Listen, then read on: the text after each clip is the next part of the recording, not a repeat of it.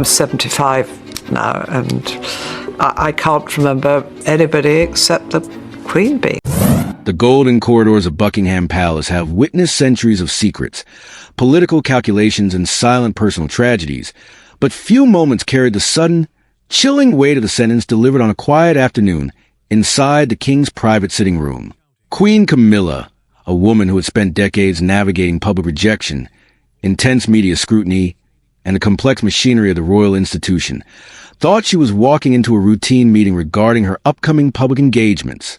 Instead, she found herself standing before a closed red dispatch box and a husband whose expression lacked any trace of anger, showing only the heavy burden of an absolute constitutional decision. Without any raised voices or dramatic warnings, King Charles delivered the devastating confirmation that her unrestricted, automatic access to the Crown's primary residences had been permanently withdrawn. From that very second, the Queen Consort would no longer be able to freely enter Buckingham Palace, the private royal wing of Windsor Castle, or the secure family quarters of Sandringham without obtaining advance clearance from the sovereign's official office. Camilla did not argue, nor did she attempt to plead her case. She simply stood there, completely speechless, as the absolute finality of his words filled the silent room. The realization that she was now effectively treated as a monitored guest within the very walls she had spent a lifetime trying to hit her with a painful, humiliating force. For King Charles, the decision was not born out of a sudden domestic argument or personal malice, but rather from profound, non-negotiable duty to protect the boundaries of the crown from unauthorized internal overreach. The institutional review that led to this unprecedented lockdown had been finalized days prior, stemming from a quiet but serious pattern of behavior, where the Queen's staff had begun issuing directives that bypassed the King's formal authority. When Camilla reached down to gather her things, she noticed that the small, highly exclusive key that had long been attached to her official palace pass was missing, quietly confiscated before she had even entered the room. To truly understand how the king reached a point where he was willing to close the doors of the monarchy against his own wife, one must look at what those locked doors represented to both of them.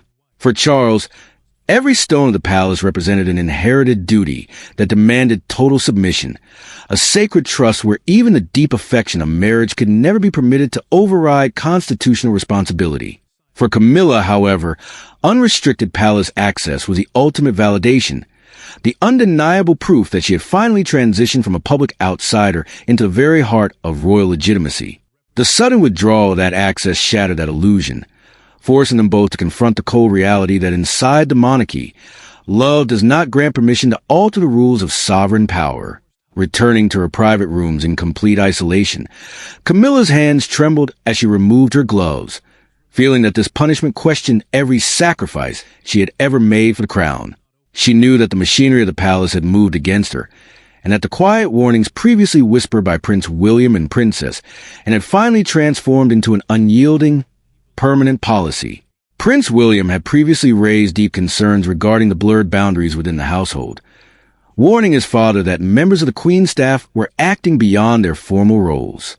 Princess had been even more direct during a private briefing, insisting that unchecked access to administrative documents could create a dangerous impression of divided sovereign control. Charles had long resisted taking drastic action against his wife, but the contents of the final internal security review left him with absolutely no choice. The ultimate breaking point had not occurred during a grand public dispute, but weeks earlier behind the heavy, locked doors of a restricted records room inside Windsor Castle. It was an evening when guests were arriving downstairs for a major reception, and Camilla had entered the administrative wing accompanied by two senior household advisors.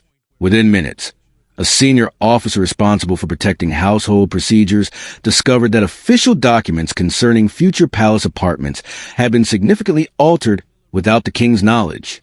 This specific incident shattered the constitutional boundary that Charles was bound by duty to protect, as the documents falsely claimed they had already received the sovereign's personal approval. The realization that his name and authority had been used to secure future residential control forced the king to order an immediate, comprehensive review of all security clearances. When Charles later confronted Camilla in a private library, presenting the altered text, she maintained that her office was merely trying to secure organizational continuity for any future transition. The king, however, remained unmoved, coldly stating that no member of the household had the right to bypass the sovereign's authority before it was formally granted. The confrontation quickly shifted the dynamic from a private marital disagreement into a direct, institutional struggle over who truly controlled the internal machinery of the British monarchy. Camilla realized the full gravity of the crisis when she learned that both Prince William and Princess would be actively participating in the formal council to decide the permanent restrictions. The protective silence that had shielded their private lives for decades was completely gone, replaced by a rigid bureaucratic process that would codify her new, limited position before the next sunrise. As the evening faded into a tense, heavy silence across the royal residences, the stage was set for a formal gathering of the Palace Access Committee. This group, consisting of the Lord Chamberlain, the head of royal security, and senior family members, held the institutional power to turn an emotional wound into permanent policy. Camilla spent the night, knowing that by the time the public woke up, her freedom within the palaces would be completely redefined by the stroke of a pen. The morning sun that rose over London did not bring warmth, but rather the cold and calculated precision of institutional power as the Palace Access Committee officially gathered to seal the Queen's fate. King Charles sat at the head of the polished oak table, flanked by Prince William, Princess Anne, the Lord Chamberlain, and the head of royal security, each holding a confidential dossier detailing the Windsor Records Room incident. The atmosphere inside the room was filled with a heavy, suffocating silence because everyone present understood that they were not just drafting a security document, but permanently drawing a line between sacred sovereign authority and marital privilege. The Lord Chamberlain opened the meeting by confirming the absolute legal reality that any access permissions Camilla possessed existed solely through the sovereign's grace, meaning the monarch held the independent right to revoke them at any moment. Prince William, while supporting the enforcement of strict institutional boundaries, urged the committee to handle the implementation with extreme caution to prevent the details from leaking to the press, which could transform a constitutional safeguard into a sensational public story of family revenge. Princess Anne watched her brother closely, noting the visible exhaustion and grief in his eyes as he prepared to sign an order that would officially humiliate his wife for the sake of protecting the crown's integrity. Charles did not hesitate. With a steady but heavy hand, he signed the permanent decree, officially dividing all palace zones into 4 rigid categories and ensuring that only he or a future sovereign could ever reverse the restrictions.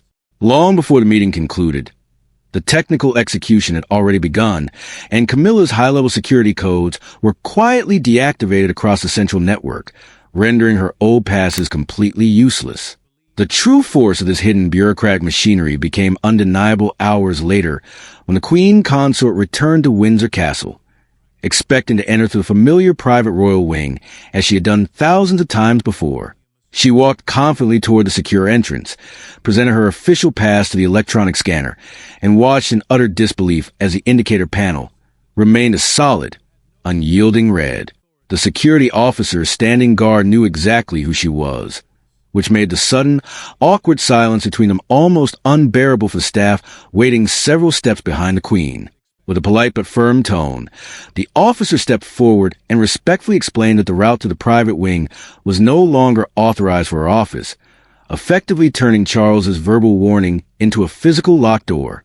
Camilla stared at the glowing red light, her face tightening with a mixture of intense shock and deep humiliation as she realized that her authority had evaporated overnight without a single public shout.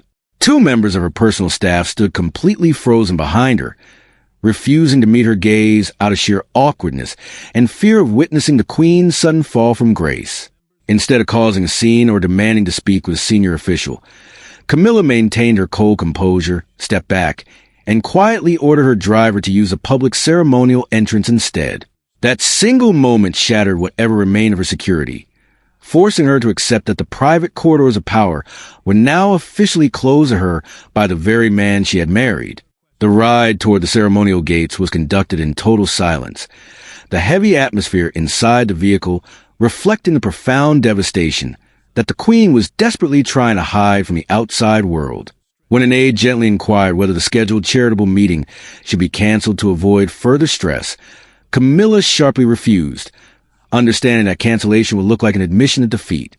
The public would see nothing but a disciplined Queen performing her duties, while only those within her inner circle would know the immense emotional toll she was paying behind the scenes.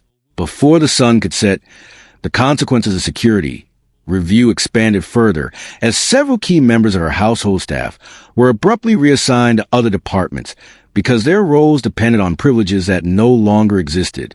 Her private sitting room remained available during official visits, but the adjoining sovereign quarters were placed under a separate classification, meaning she could no longer step into her husband's workspace without direct, written authorization. Recognizing that she could no longer fight the institutional machinery of Buckingham Palace, Camilla requested a final, private meeting with Charles, demanding the truth not from the king, but from a husband she had trusted for decades. She specifically chose Highgrove as a location for this confrontation, a private residence deeply tied to their personal history, far away from the rigid, watchful eyes of palace courtiers and security cameras. They sat opposite each other in a small, quiet room without any files or advisors between them, marking the first time since the crisis began that they spoke simply as man and wife. Camilla did not demand that the locked doors be reopened. Instead, she asked a heartbreaking question that lay beneath the entire conflict. Had Charles stopped trusting her as his wife, or was he merely punishing her as a royal operator? Charles answered with chilling, measured restraint, explaining that the restrictions were never meant to destroy their marriage or remove her from public service, but to establish a boundary that should never have been crossed. He looked at her with deep sorrow, but maintained that love could not require a sovereign to surrender the constitutional boundaries of the crown to private entitlement. Camilla finally lowered her guard and confessed a deep, lingering fear that had driven her actions. The terrifying memory of the years when every royal door was closed to her, and the constant anxiety that without protected access, she would easily be pushed back into the shadows as an outsider. She admitted that she knew her staff had pushed the Windsor instructions too far, but she had allowed it to happen out of a desperate need to secure her influence before any future transition of power occurred. Charles then revealed that several senior advisors had strongly urged him to dissolve her official office entirely, a severe punishment that he personally rejected because he sought accountability, not her total destruction. The emotional reckoning ended not with an agreement or forgiveness, but with a heavy, mutual acceptance that their marriage had survived the storm, though the internal balance of power within the palace had been permanently altered. By the following morning, the fragile shield of domestic privacy had completely shattered, and the silent conflict that played out inside locked drawing rooms transformed into a highly visible national spectacle. The British public woke up to a reality where the internal boundaries of the monarchy were laid bare, as major television networks positioned their live broadcast cameras outside the towering iron gates of Buckingham Palace. The atmosphere across the capital was thick with intense speculation, with constitutional experts and seasoned royal commentators engaging in fierce debates over the true meaning of the Queen's restricted access. Every vehicle that arrived at the palace security checkpoints was subjected to intense media scrutiny, with photographers trying to catch a single glimpse of the emotional strain hidden behind tinted windows. Yet, no corporate statement or official press release could communicate the sudden shift in power as dramatically as the contrasting images captured by the cameras at midday. The public watched in fascination as Queen Camilla's vehicle was systematically redirected toward the standard ceremonial courtyard, while the King's state limousine passed seamlessly through the restricted sovereign entrance. In that one profound, highly visible moment, the entire nation could see that the ancient palace now contained two very distinct tiers of belonging, making it impossible to hide the internal rupture. The palace press office attempted to de-escalate the growing media frenzy before noon by releasing a brief, carefully worded statement under the king's direct authority. The official text confirmed that administrative and residential access arrangements have been thoroughly modernized to reflect current security protocols, while simultaneously stressing that the Queen Consort would fully maintain her scheduled public engagements. Although the language used in the release was deliberately calm and bureaucratic, the underlying message was unmistakable to everyone inside the institution. Her formal status remained protected, but her personal freedom within the royal residences had been permanently curtailed.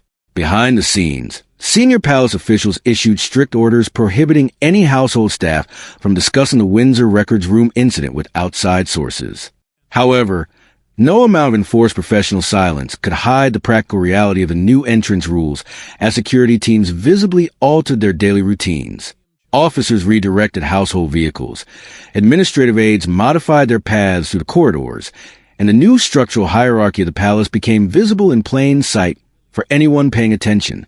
Watching the rolling television coverage from Kensington Palace, Prince William felt a complex mixture of institutional relief and profound personal concern for the family's public image. While the prince had firmly supported the creation of a constitutional boundary to protect his father's sovereign authority, the intense public humiliation surrounding Camilla troubled him deeply. He understood that the restrictions were entirely necessary to prevent internal overreach, but he also knew that the Queen was being judged by millions of viewers before she had even been given a chance to speak. As the hours ticked down toward a major evening reception, the tension inside Camilla's private quarters reached a breaking point as she prepared to face the public for the first time since the lockdown. She sat inside her static vehicle for several long, agonizing seconds before stepping out into the flashlights, her expression controlled by sheer force of will. A senior aide quietly asked if she wished to bypass the main photographers, but the Queen took a deep, steadying breath and firmly stated that they would proceed exactly as planned. She understood perfectly that canceling her appearance would look like a total admission of institutional defeat, whereas walking into the room would demand a level of emotional strength she wasn't entirely sure she still possessed. The next edition of a major national newspaper turned the private crisis into an enduring symbol of the king's absolute rule. The front page featured a high-contrast photograph of Buckingham Palace's closed black and gold gates beneath a stark, bold headline that read, "The Sovereign's Final Boundary." The editorial reduced the incredibly complex struggle over marital trust and administrative control into one brutal, easily digestible idea.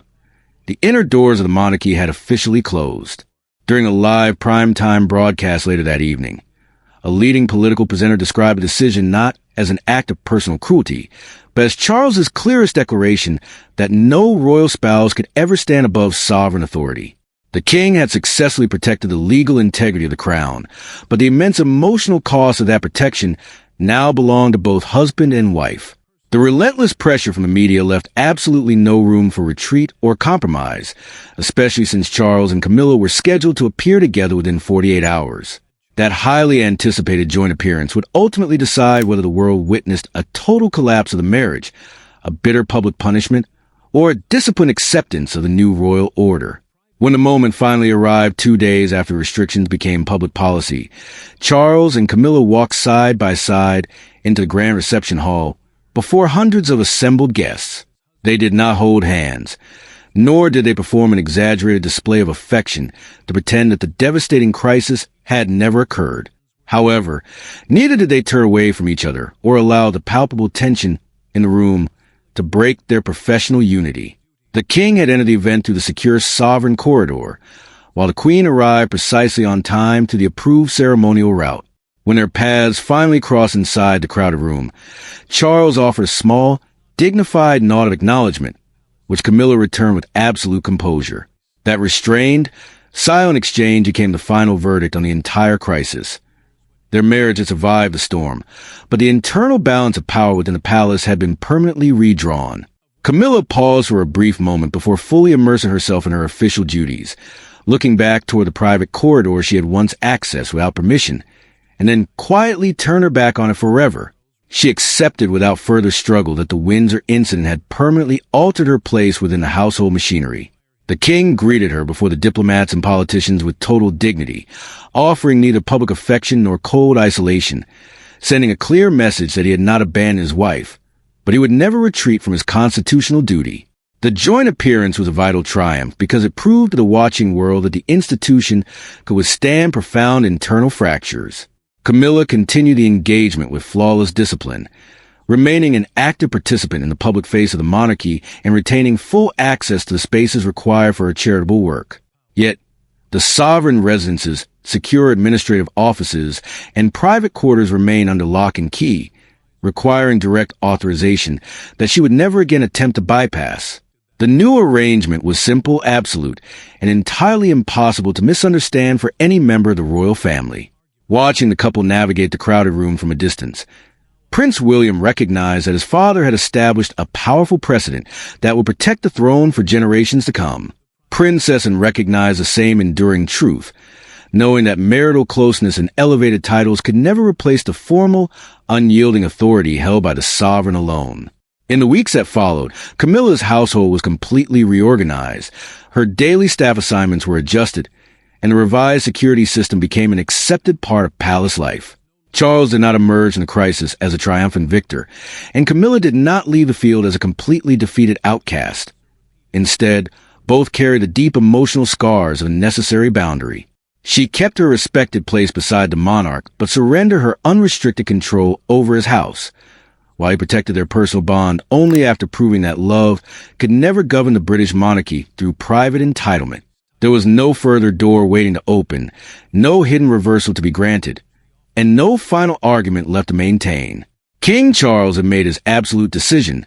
Queen Camilla had accepted its heavy cost, and the ancient crown emerged from the dark crisis with its sovereign authority painfully but unmistakably restored to the center of the realm.